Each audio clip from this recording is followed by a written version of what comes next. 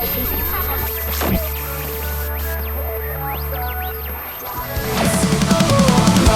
in the radio labyrinth. We're gonna rock it like we're still young kids. Laughing at the world, but jokes never fade away. And at the radio labyrinth, we'll never be swayed. Hey everybody, welcome to Radio Labyrinth. It's season 9, episode 15. Everybody's still alive. The apocalypse didn't happen on Monday, last Monday when the eclipse, went by, and my eyes did not hurt. They hurt for a different reason, but not because I looked at it without glasses. And I got to hang out and meet Killer Mike. That was kind of cool. Killer Mike's a nice guy. He did a 1-hour sit-down interview with the WSB radio where I work full-time, night show host. He sat down and he talked about, things he cares about, city of Atlanta, the state of Georgia, and he couldn't have been a better guest or somebody to meet. So that was kind of cool to meet him. And, I feel bad because I wanted Steph to come. And of course, she's not with us this week. She's taking care of her mom up there in Michigan. And she will be back hopefully in 2 weeks, maybe next week, but more likely 2 weeks from now. But we want to wish her well and her mother well also.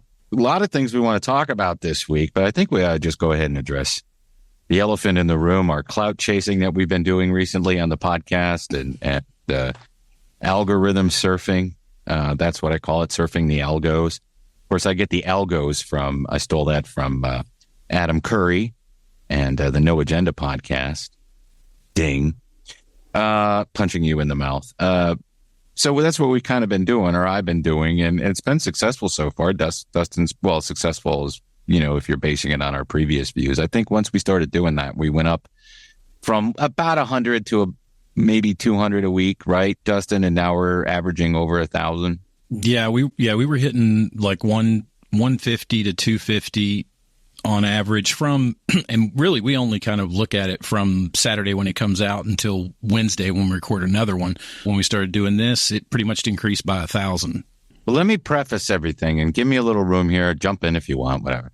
Let me just say that the comedian podcast verse, to me, and this is to me, and you guys feel free to weigh in, it's sort of an evolution and maybe a little bit of fusion of old time talk radio, most specifically Howard Stern, and also the Letterman Conan era of talk, television, late night talk show host. Really, you don't have any of that today. Yeah, Stern is doing interviews, and he's earned that, by the way. I joke, whatever, like a lot of old school Stern fans, but Stern's earned what he's doing now. And still, if you think about it, he does maybe 3 shows a week, takes a lot of time off. He doesn't go into the studio, or he may, I don't know. But he does big time interviews with people that he's probably never spoken to in the past, and stars and things like that. It's not like the old show where he's doing racial humor or sexist humor, which it wasn't, but it is, whatever. Modern definitions of things. So all these comedians who host podcasts, if they're really good and they have their friends on, it's them talking, and there's no commercials, there's no timer.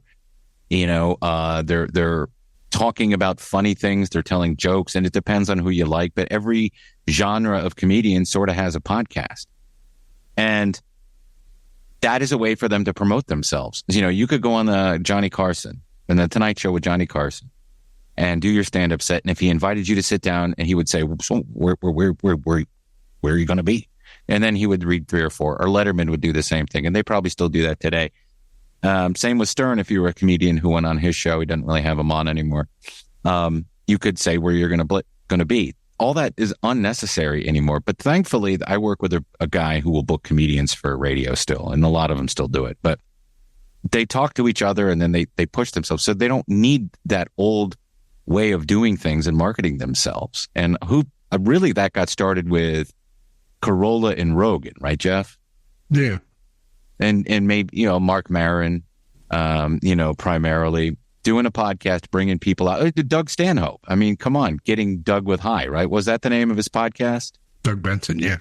Yeah, Doug Benson. That he was one of the first comedians to do a podcast, a handful of them. And when you went to the stand-up show, if you weren't listening to the podcast, you sort of felt a little bit, I don't really know what's going on. That's how I felt the last time I went and saw Corolla. But anyway, it's the perfect way for them to entertain and promote and showcase their talents. I think that of all of them right now, Rogan and Theo are the best interviewers because they have people on that aren't necessarily in the comedy world and they ask good questions. Harlan's, I think, is probably one of the funniest because he can have a guest or not a guest and still make it super funny because his brain is so fast. And when he has guests on, it's not a sit down and let's ask questions. It's just an improv fest. It's best when he has somebody that's just as quick and weird as him, though. But if he doesn't, it can be awkward. And like Kevin Nealon. Kevin Nealon's funny and a good improviser, but he's not as fast as... Right. Did you listen to that one? That's a good one. It was great, but it was different. And then you have Howie Mandel, and that one was amazing. And then this most recent week, he's by himself. But, you know, there's something for everybody. So that's what I wanted to preface it with. I mean, listen, we talked about all these shows that this cottage industry that's built up around podcasts. This cottage industry of shows like Podcast Cringe. There's a couple of... Comedy Enforcement? That's right. Comedy Enforcement. And let's just talk about those two. These guys spend hours and hours and hours doing what we can't do.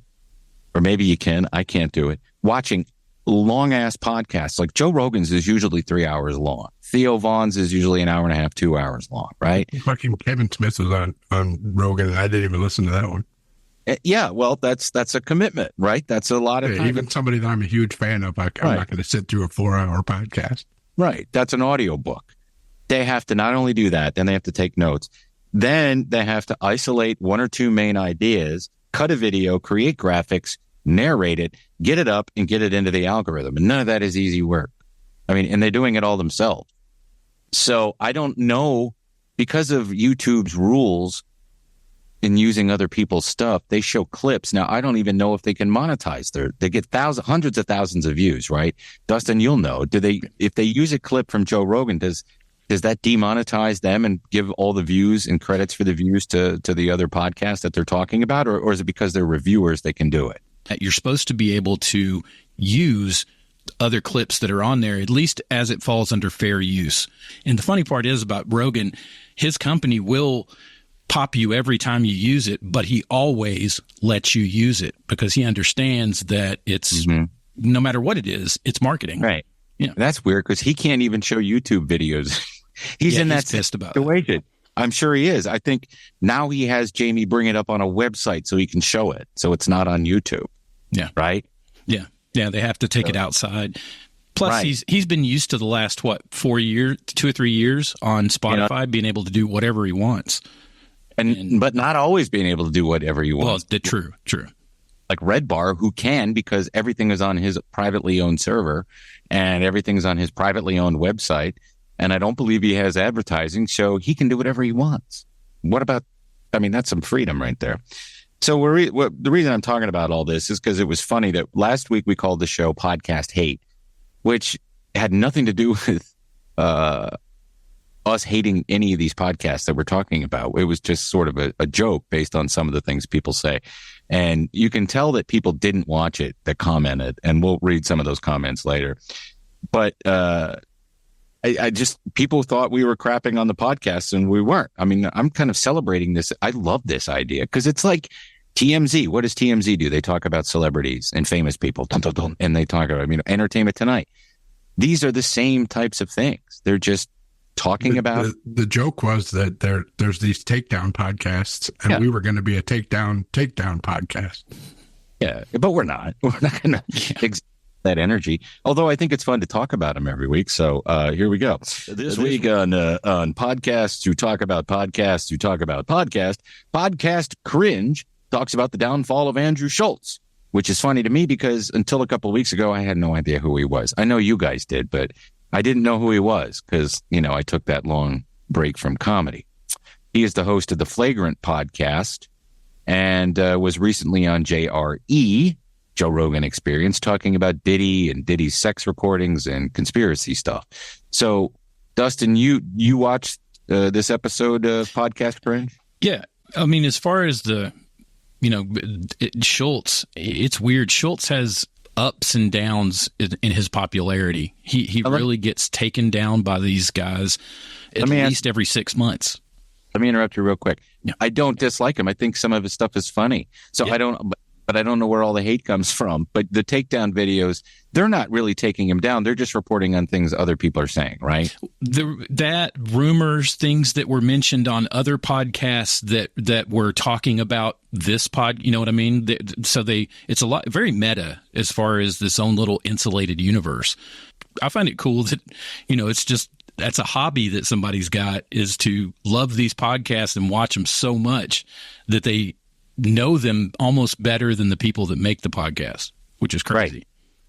And last week I was watching, this Joey Diaz, all right, 10 years ago, maybe a little bit more than 10 years ago, he's talking about copping BJs for girls to be able to go out and do a stand-up set at some club. And now all of a sudden he's like, no, you can't do that. You got to be nice to women. Well, they're comedians, and this is material. It doesn't, everything they say is not 100% true. Oh, I know. But in that world where they're all laughing and Rogan's laughing, and now they had to walk it all back.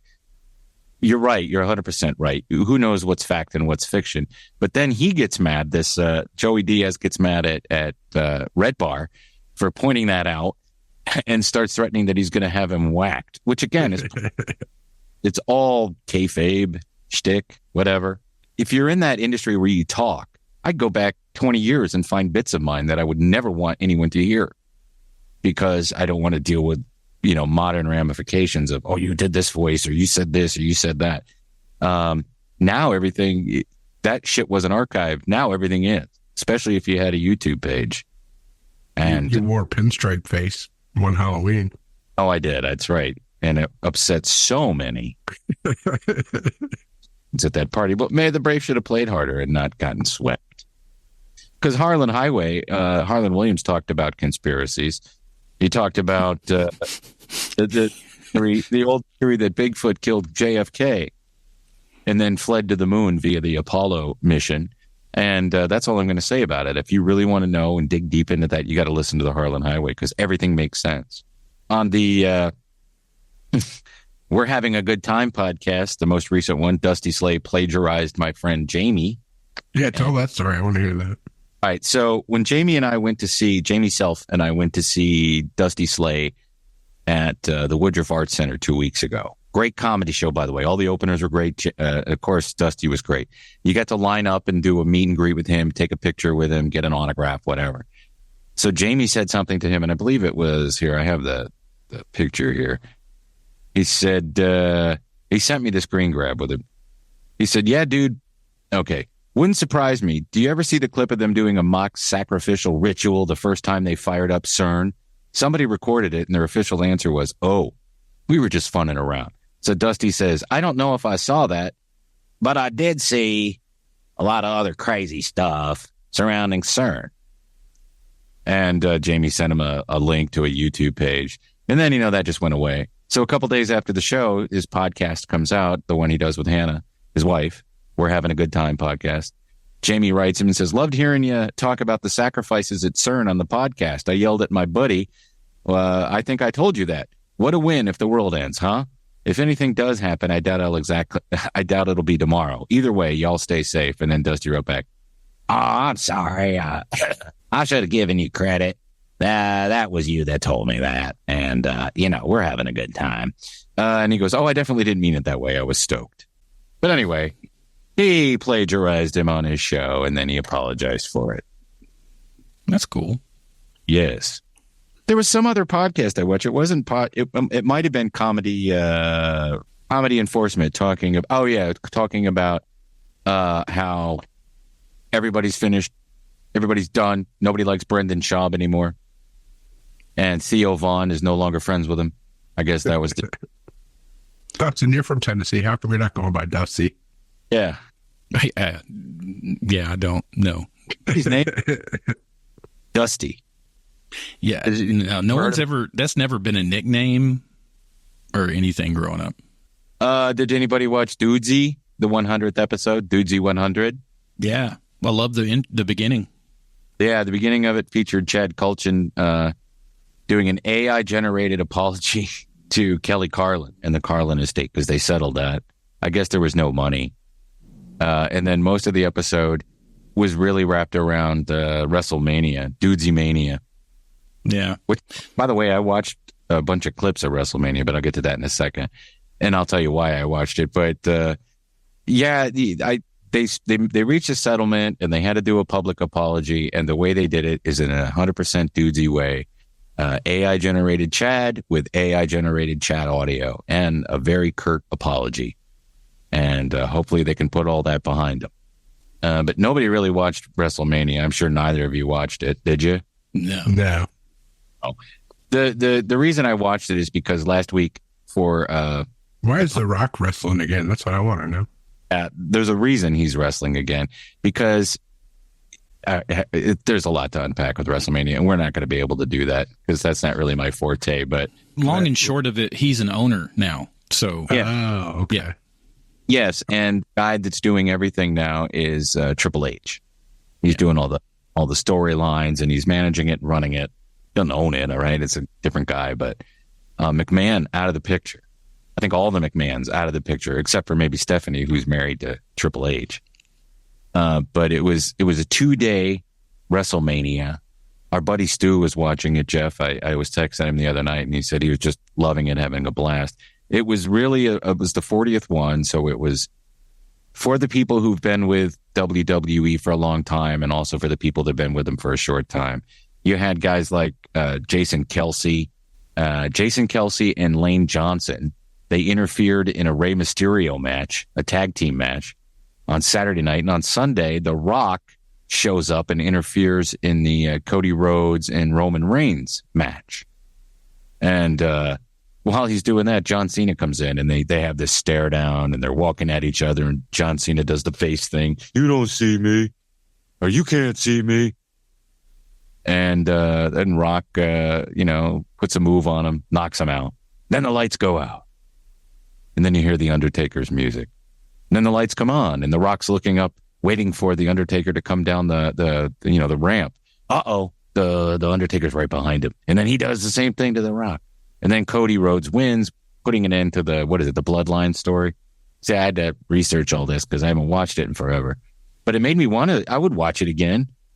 But it's weird because you have to, it's like if you watched a soap opera for, 15, 20, 30 years, and then you stopped watching it for 5 to 10 years, you're just going to pick up.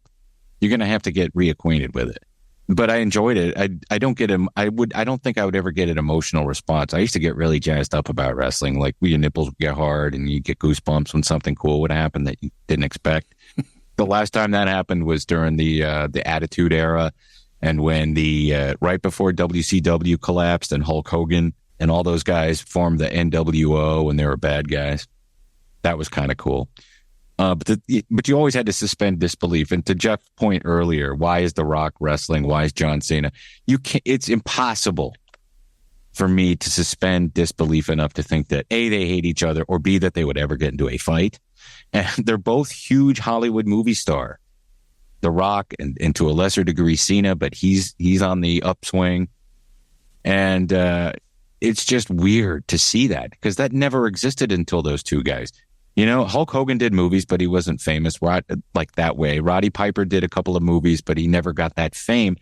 But Batista, who will never return, The Rock, and John Cena, they don't ever need to go back, but they love it, I guess. So that's why they went back. And the fans loved it, too, because it was huge. And then they had it in Philadelphia, so all the colors were, the Eagles colors. And so it was enjoyable. And if you're interested in it and you want to have a good time watching AI along with Will Sasso's impressions, because he can do a lot of these guys, check out the 100th episode of Dudesy. Now, the reason all that happened for me, though, is I interviewed a guy named Brad Baluchian. He has a brand new book out right now called Six Pack on the Road to WrestleMania. He was initially going to be a biographer of the Iron Sheik. And the book starts out with him talking about meeting the Iron Sheik and hanging out with him in Fayetteville, Georgia, and then taking him to a dirty hotel to buy crack, and all this other shit that you had to deal with when you were trying to hang out with Iron Sheik back then. And, that ended. So he decided that he would focus on December of 1983 when Iron Sheik beat Bob Backlund for the championship, which was just to set up Hulk Hogan. And that's right when McMahon took over and made wrestling what it was in the 80s. And like 11 months before that, Jeff and I went and we saw our first, with our friend Stu, we went and saw our first WWE match.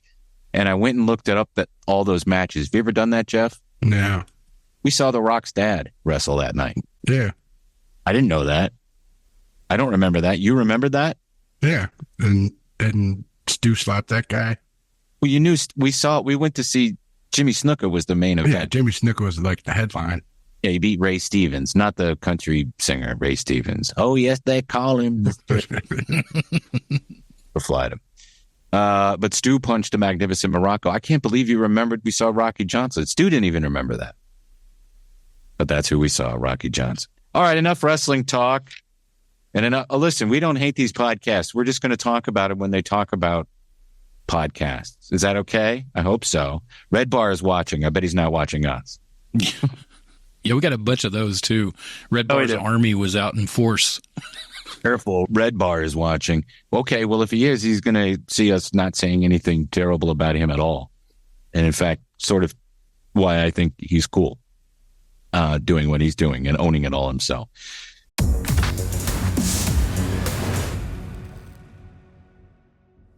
All right, speaking of podcasts, it's Bernie Sanders. I'm a senator from Vermont. I've been doing podcasts. Nothing's clicking. I've had guests, politics, you name it. I've had them on there.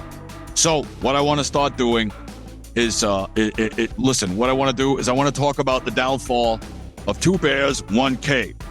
Now, first of all, if you heard Tom Segura, they were going to make their own stuff, their own platform. But now he's selling out and he's going to do a dark comedy on Netflix. A 6-episode dark comedy series that he's going to write in and act in.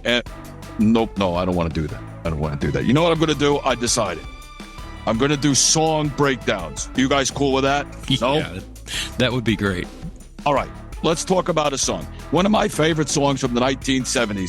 You know, I watch all these shows on YouTube where the guy talks about the songs. You can only play a little clip. I get it. I know how it is. But look, I like the money. I like, get a lot of clicks, get a lot of bucks. There was a Billboard hit in 1977, a #1 song that thrust a man named a songwriter, mind you. His previous hit song, he didn't sing. He wrote it for Helen Reddy, and it was called Angie Baby, and it's about a crazy girl who lives next door to a jock. She just listens to rock and roll all day. The guy comes over to have sex with her while her parents are out. He doesn't know she's some sort of witch or a voodoo lady. She shrinks him down and makes him live in a radio. I don't understand it, but it was a #1 song. Then he comes out with his own song. It's called Undercover Angel. You guys like that song? Undercover Angel by Alan O'Day. Yeah. Yeah, good song. Good song. Great song. One of my favorites. I have it on my Spotify. One hit wonder. That's all he ever did. And the song is really about him dating a lady. This is what he said. We're going to break it down. He sings a song about a lady that he's having sex with under the covers, Undercover Angel. And then, she leaves him. And she says, the next time you sleep with a lady, think of me and I'll still be there. Really what this song is about is a guy, and we call them today incels. There's a terrible problem of incels today. Trump supporters, incels, guys that don't have sex. So it's just a song about a guy who jacks off. And he's convincing himself that she's his undercover angel, midnight fantasy, all that stuff. I just hope he changed the sheets, because today that song would never be a hit song. It never would be a hit song, because you got to have it, But it was a good song. And did I talk about Tom Segura instead? What should I talk about? Tom Segura. I don't even know who he is. But he's funny, I guess. I don't know. Anyway, Alan O'Day sings songs about jerking off. And they go to #1.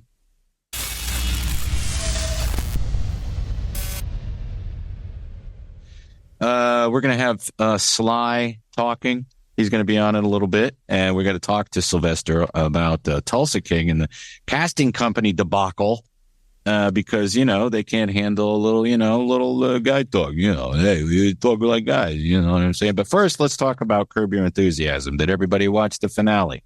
Oh, yeah. Yeah. And what are your thoughts? I thought they did it really well. Me too. It was leading up to, the entire season was leading up to maybe he was going to be in jail, just like the end of Seinfeld. And spoiler alerts, by the way. Yes. Yeah. Yeah, you did. You kind of knew that was coming. And to get there, you had to go, it was typical Curb. And I think that after the second episode, every episode was funnier than the previous, right all the way to the end. And every episode is super Curb-like. And, and I love the fact that Richard was in almost every episode. Richard Lewis, rest in peace.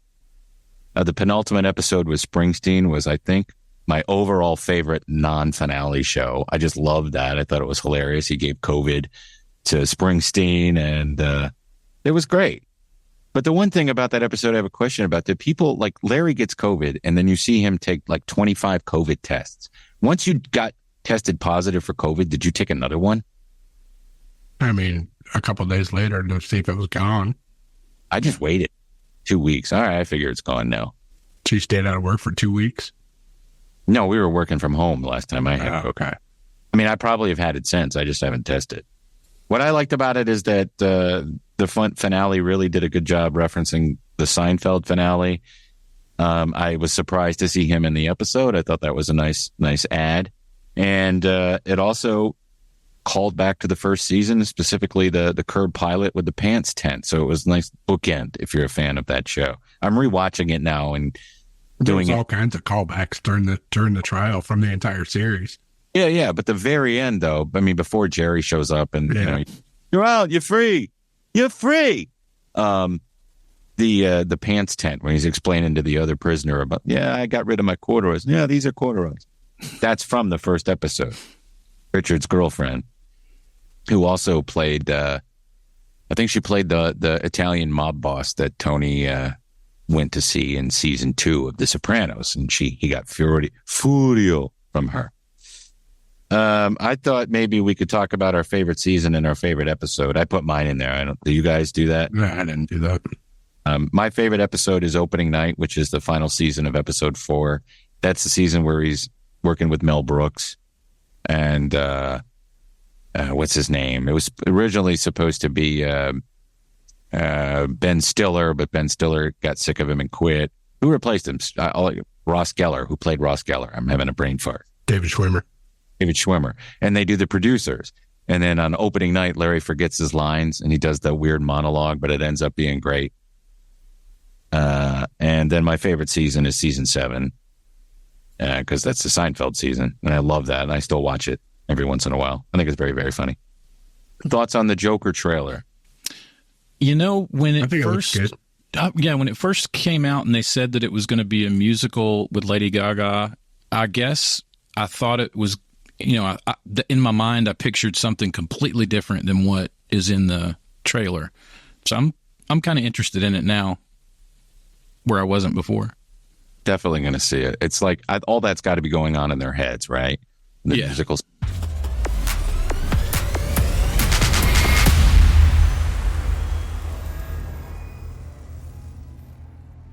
It's time for Sly Talkin.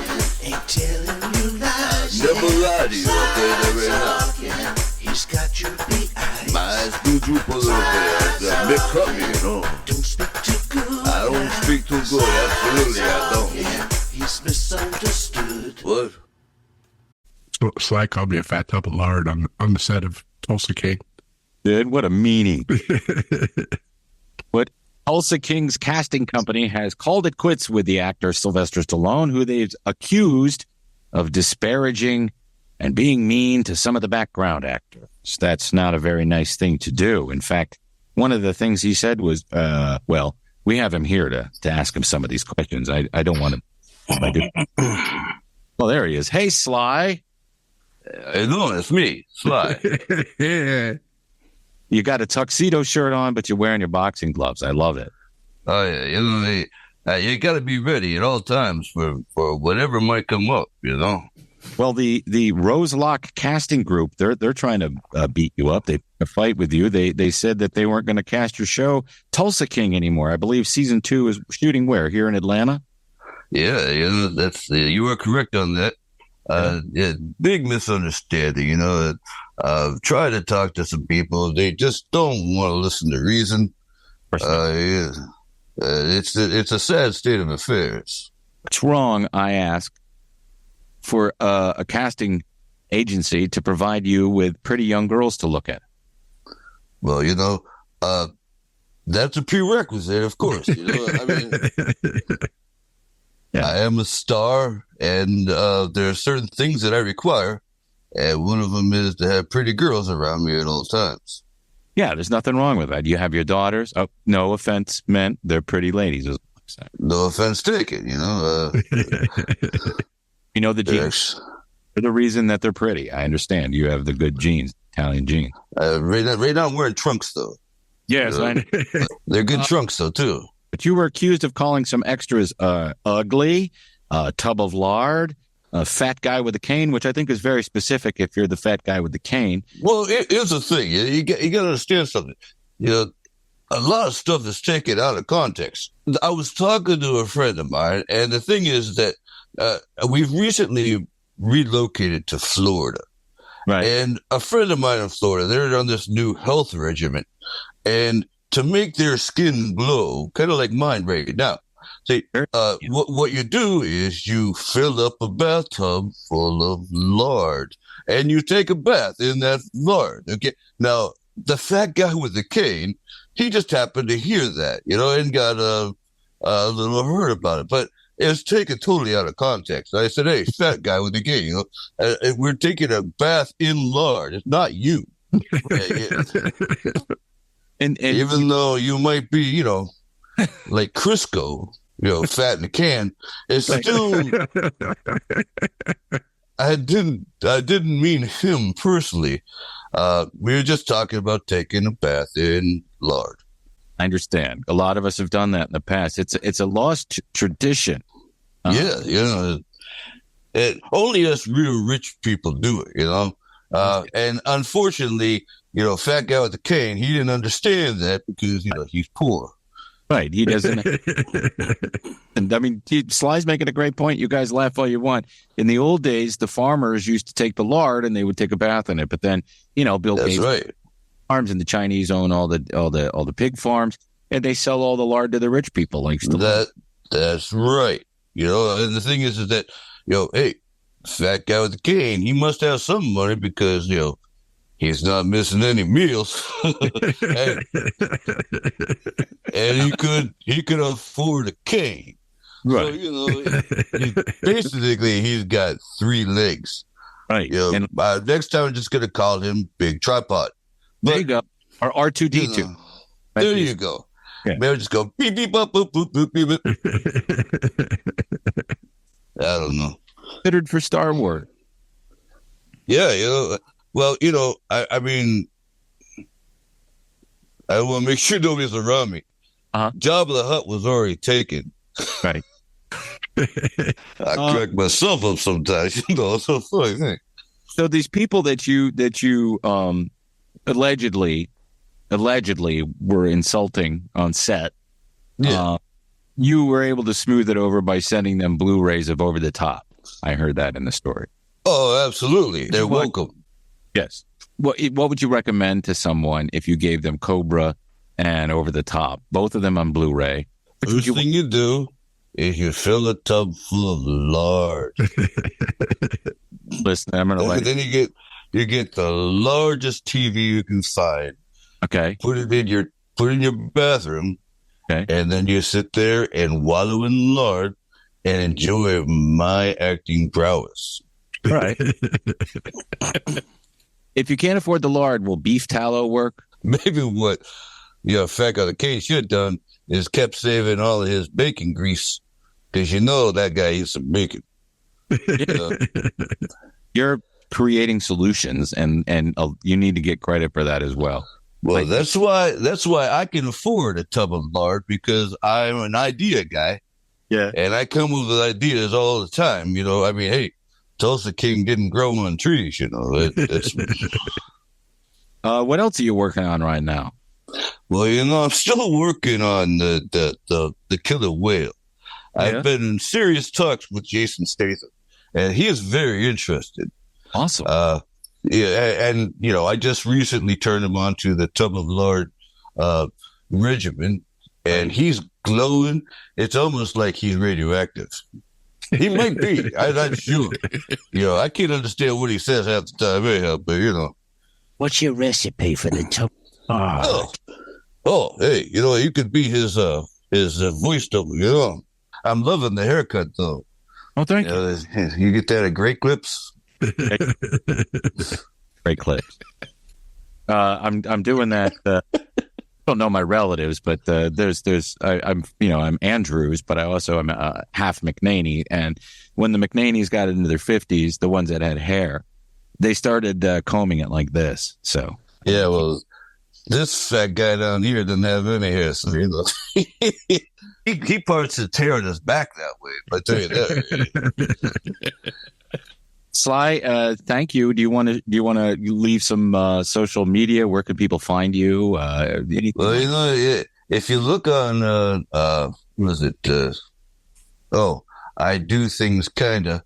That's YouTube. I have a music video on there. I was actually going to send it to you guys, but I forgot to. I understand. You know, I wrote a lot of it in my tub of lard. Ding, ding. Ding. Well, Sly, it's always nice to talk to you. We've missed you on Radio Labyrinth. You're welcome anytime you have something that you want to talk about, or if you've offended any. Yeah, actually, I've been missing you guys a lot. You know, a lot of stuff going on in my life. You know, we moved to Florida. You know, and we moved to Florida. All right, there you go. You're caught up now. All right. Hey, Mark Schrankel, everybody. Thank you very much. How are you? Good. How you guys doing? Oh, you know, people hate us because they don't watch our show and they think we're shitting on their favorite podcasts. Oh yeah, well, hey. But other than that, we're great. The eclipse didn't kill us. Yeah. People have to shit somewhere. So if you're shitting on somebody's podcast, you know, hey, at least you know you're being some kind of socially responsible, right? I want to shit in a giant tub of lard. Hey, you know, you got to do that sometimes. You know? What have you been up to, man? How's things? I see that you're working on your headshots stuff. Are you working on anything right now, TV wise or social? I watched that Girls on the Bus show, and I didn't see it on there. They cut me out, but the thing is that they might show, because I was a bus driver that was driving for a caucus, and my big line was, "Let's get ready to caucus." Yeah, so I did it. But so they might use it in another time. I thought it was going to be for the Iowa caucus, but maybe they're going to use it for their New Hampshire caucus. I don't know. Oh, I'll keep watching then. Yeah. That's the thing. I'm just like, you know, hey, maybe. Because it was just on a bus, so it could be any time. And they were wearing kind of, I know I was wearing like earmuffs and stuff, so it's supposed to be like winter. So maybe it's going to be New Hampshire. You get to interact with people, like talk to any of the people in the cast? I was in the scene with all four of the main women in that show. And I hung out with them like all night long. Yeah. In fact, we're talking a lot. Most of the time you're just sitting around, you know. That's why Sly got in trouble. He just talking about people. It's more sitting around than it is actually doing stuff. I sat around for a while. In fact, when I first got on set, I was trying to find they put you in a little closet so you can change your clothes. And a woman came up to me and asked me where they were serving the food. And I'd just come from there. And it turned out to be the woman that plays Lola on that show. So, yeah, the first person I talked to was one of the stars. Natasha. Is that her name? Yeah. Yeah. Okay. Yeah. It's really nice. They're all really nice. Really nice. Melissa Benoist, she was Supergirl. Yeah. I didn't recognize her because she had like auburn hair. Okay. And she wasn't wearing... No, she didn't. Well, you know, she came out of the bathroom once and I saw it. She was just covered up real fast. There aren't phone booths anymore, so you got to find a place. Yeah. She was in a stall. Yeah, we're actually we have our contracts. We signed everything for our podcast. We just haven't gotten everything finalized yet, but yeah, we're supposed to have a podcast coming out sometime. And John Ray and you and the whole family? Yeah, it's the whole family. What are you going to call it? Right now, we're calling it the Odds Are podcast. See, Patty and the girls play this game called Odds Are. Mm-hmm. And basically, like, one person picks a number between like 1 and 10. The other person has to guess it. And if they guess it, before they do that, they have to do, like, they say odds. And they have to come up with some kind of a dare that they're going to do if somebody, like, picks it. Right. Like, lick a turd or eat dog poop or something like that. And so the girls always play that. I never do. I hate those kind of games. But, yeah, they're always, playing that game. And so we called it Odds Are. Yeah, because that's one of the defining features of our family. Be sure to let us know when you start dropping episodes. We'll be sure to get you back on. And no, that'd be great. Yeah, in fact, I felt I kind of missed you guys. I was like, yeah, I was so glad that you guys contacted me to do this because it's been a while. We're glad that you were able to do it, man. We always loved Sly Talkin, and we love talking. Well, thanks. Tell us, everybody, and everything, where they can find you and stuff like that, please. Oh, On This Day Cartoons on Instagram, Mark Schrankel on Facebook, and whobuddies.com, WHOBUDDIEZ.com. Yes. Yes. Yeah, I saw those last two puppets you made. They were great. Oh, thanks. Yeah. They're on their way to Slovakia as we speak, and I'm making 2 more for my friend in Slovakia. He's actually, for what he tells me, he's talking with some people there. They're going to try to make the Slovakian version of Sesame Street. Wow. So so it's going to be like some puppets living in a gulag.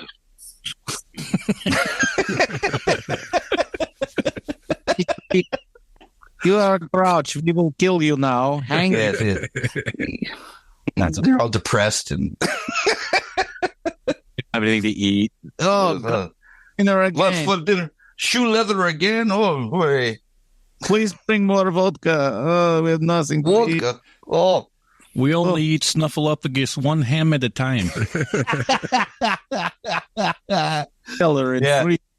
His trunk keeps getting shorter and shorter. He's on 4 peg legs, but he's so nice. You can hear him coming now. Like, click, click, click, click. People can see him because he can't run away. Yeah.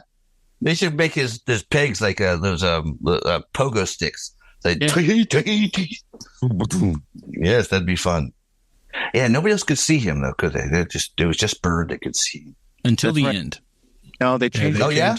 Yeah, and Bird showed him to everybody. You know why?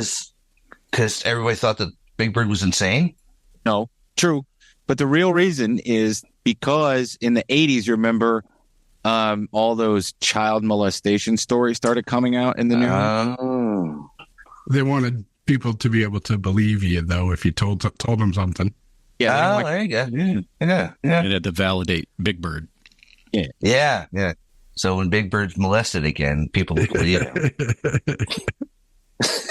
Yeah, Big Bird should have stayed out of those P. Diddy parties. That's right. All right. Well, keep us posted on anything you got going on. We talked to some places about a new show, but we haven't heard back yet, so we'll see what happens. But we are having the podcast, so that's... For the podcast will be huge. What company is it with?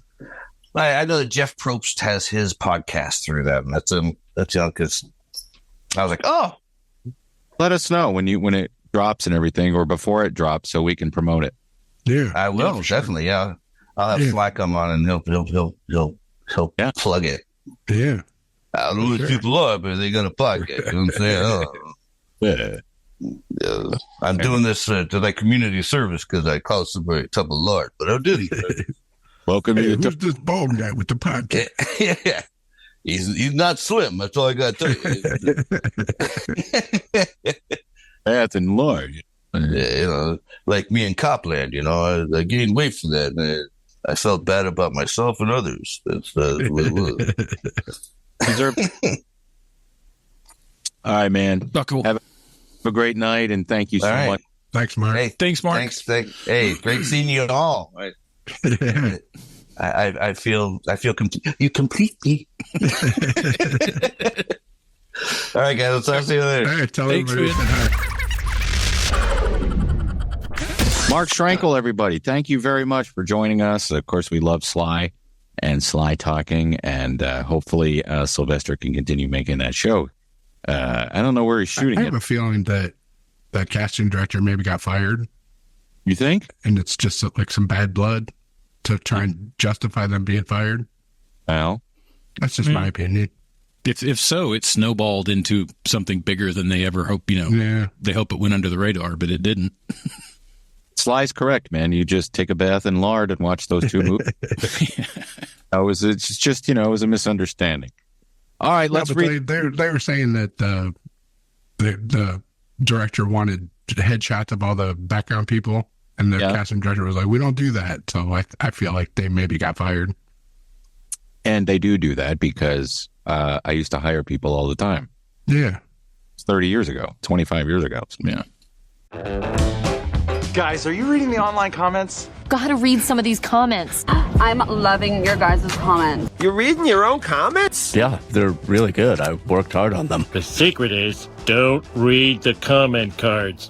All right, you ready for some YouTube comments? This one I don't understand. It comes from Vevin Nevnev 5945. Says 243. Talking about B. Schwab B. Great podcaster. Never met him. Brendan Schaub. Yeah. No, I know that, but I don't understand. I never met the guy. He's a good podcaster. I saw him do stand-up once, and it was terrible. I've seen him on shows and found him sort of interesting. I don't have any problem with him other than that. Roby jumps in. Thank you, Roby. He says, new podcast idea. At first I thought I'd do a podcast reviewing the shows who are reviewing the podcast review shows. However, now I want to do a podcast reviewing the comments of a show, reviewing the podcast review shows. Well, don't come to ours because we don't get very many. But that is a good idea. And then somebody underneath wrote, Nico Mojo wrote, I would only read that show, not watch. And somebody, Triceptor78 says, you guys better watch out. Red Bar's watching. We already addressed that. If he's watching, he's not going to find anything tearing or being rude about it. He didn't like that impression you did of him. How would he even know? He's not. That was some of the other comments on some of the other platforms. It was like, he won't like that. Wasn't bad, was it? If it didn't sound like it was good, actually, really good, actually. And then here's the one that set me off. EFOG35. I know it's clickbait, but jealousy is crazy. Not even entertaining. Just try to be relatable and try to jump into the big boy world. Maybe appreciate people like the people that you're shitting on do. Then you might have better views, just my opinion. Well, we just started doing that, EFOG35, and we weren't shitting on any of them. I imagine you didn't. Not on the podcast, we weren't. Right. But in our personal lives. Yes, I spend the whole day talking about those shows. I watch all those shows. Dustin watches those shows. Jeff doesn't because he's normal and watches television. But as far as I can recall, we didn't shit on any of those guys. Not Comedy Enforcement or not podcast. We didn't, did we? No. We didn't shit on their jobs or any of that stuff. No, I mean, we're fans. So why would we shit on them? Yeah. We have better views because that's what we've been doing. I'm sure they'll all evaporate. We can go back to just being miserable. I'm just kidding. Please stay with us. Share us with your friends. Like and subscribe. Tell Red Bar that we just want free plugs. Why anybody else? That's why people do think they want free plugs. I'm looking forward to his next show. It should be this weekend, right? Since his last one was the 25th. Yeah. And he does them in 2 weeks. So I have 8 hours to kill. Yeah. Just break it up over 2 weeks and be ready for the next one. All in one fell swoop. His show's interesting, and I like Jules too. So don't say we're shitting on people when we're not shitting on people. All right, we'll be right back.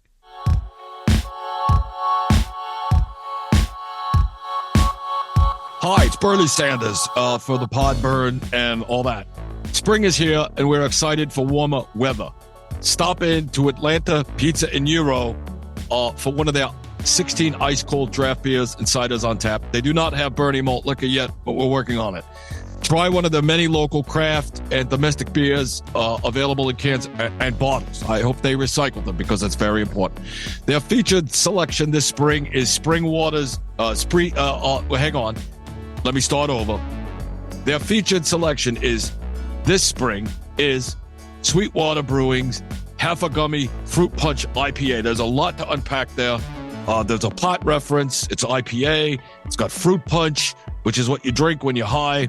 You know, the Hawaiian Punch guy with the hat. Delicious. It's easy drinking, sweet tasting IPA with low bitterness and delicious fruit flavors. AP&G is a longtime favorite of Kanye's in Covington and the East Metro area of Atlanta, Georgia. They're made to order pizzas, gyros, or gyros, however you say it, pasta specialties, and Greek salads are absolutely the best around. They wish to sincerely thank everybody for their business and support, both now and into the future. They have a food truck.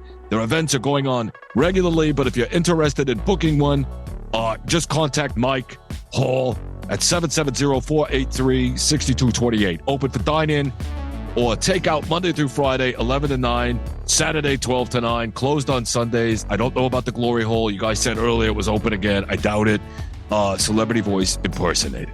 Do you have a commercial or residential construction printing need? Well, what are you waiting for? Contact LDI Repro Printing of Athens. They've been in Athens, Georgia since 2005 with a fast turnaround and affordable prices. Call 706-316-9366 or you can email them at athens@ldiline.com.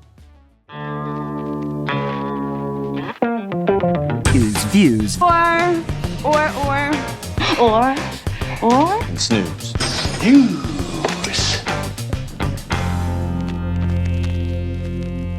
And we're back.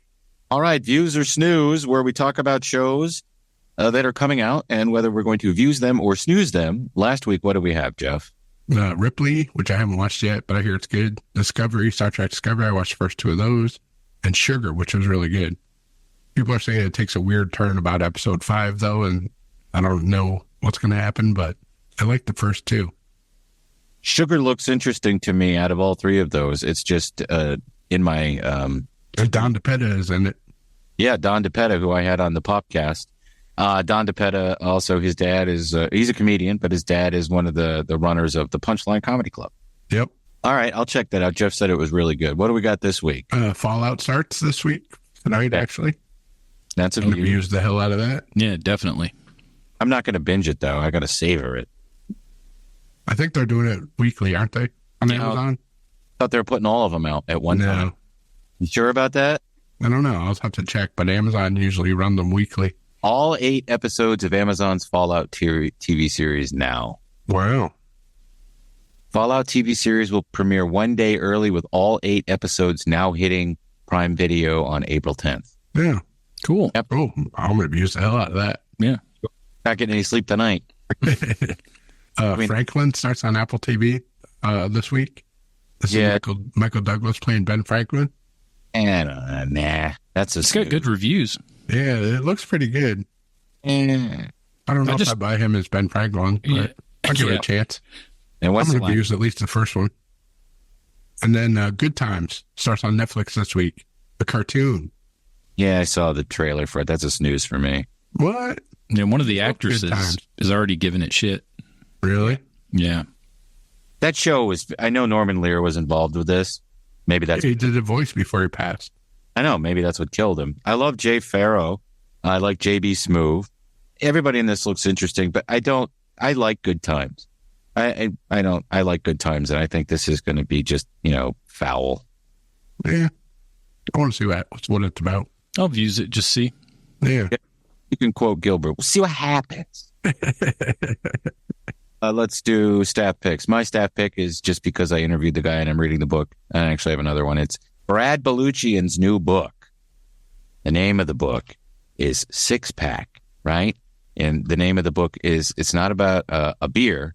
It's about chasing down the people who were on the bill the night that the Iron Sheik in December 1983 defeated Bob Backlund, kicking him out for a while and ushering in the era of Hulk Hogan. He talks to Tony Atlas, Sergeant Slaughter, I think he tries to track down Hogan and Vince McMahon, and then he weaves his own personal stuff in and out of that. So that's my stat pick. And then the Jim Cornette.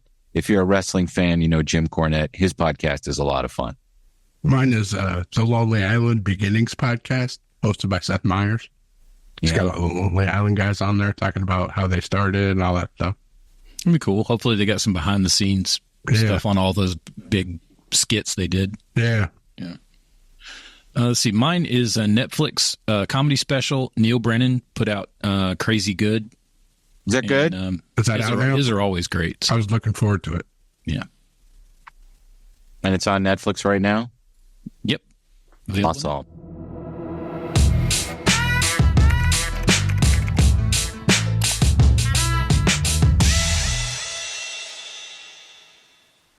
All right, everybody that's still with us and is not mad at us and isn't calling us a bunch of names, we have a Patreon that you can join and become a producer of the show. It is patreon.com/Tim Andrews, where you can also watch episodes of our Patreon-only show.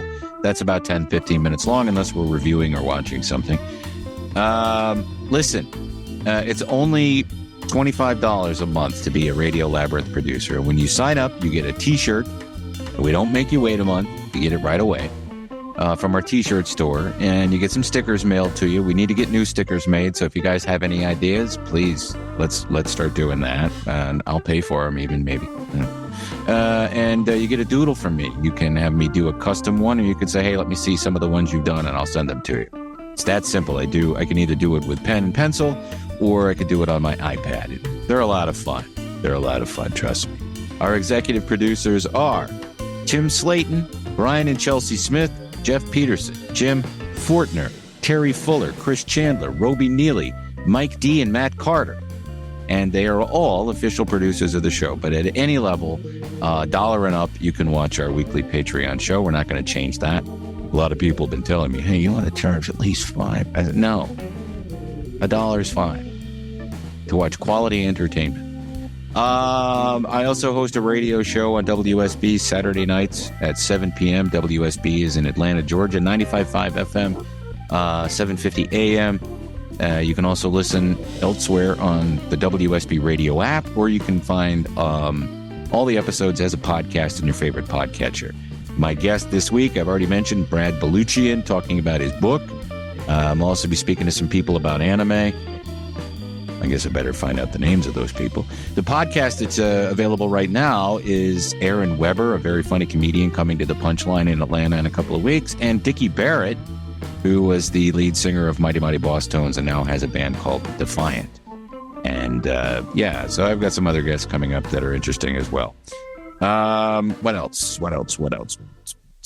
Oh, yeah. Give Barkville, your moolah. Barkville, dogrescue.org. Woof. Keep it canine, as they say.